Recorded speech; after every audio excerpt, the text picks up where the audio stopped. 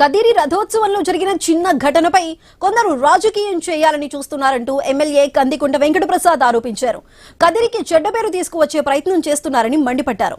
కదిరి నుంచి తనను దూరం చేయాలని గతంలో కుట్ర చేసిన వారంతా ఇప్పుడు ఎక్కడున్నారో అందరికీ తెలుసని చెప్పారు. ఏదైనా ఒక యాక్సిడెంట్ జరిగితే దాన్ని రాజకీయం చేసి శవ రాజకీయాల మీద లబ్ధి పొందాలనే ఆలోచన మీకు మీ బాబాయ్ హత్య నుంచి పోలేదు. అదృష్టవశాత్తు మా సంఘటనలో ఎక్కడ ఎవరు చనిపోలే, లేకపోతే వాలిపోయేవాడు. దాన్ని కూడా మళ్ళీ ఏదో రకంగా గుడ తీపేసి శవ రాజకీయాలకు మొదలుపెట్టేవాడు.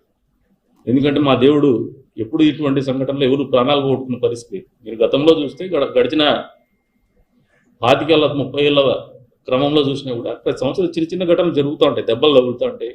మామూలుగా తెడ్లేసే వాళ్ళ కాళ్ళు ఇరగడము, చేతులు ఇరగడం జరుగుతూనే ఉంటాయి. అక్కడ ఉన్నటువంటి మెకానిజం అది ఎవరు ఏం చేయలేరు. దాన్ని ఇప్పటికి కూడా ఎవరు రిగ్రెట్ కావడం లే వాళ్ళు ఎవరు ఆ తెడ్లేసే వాళ్ళు.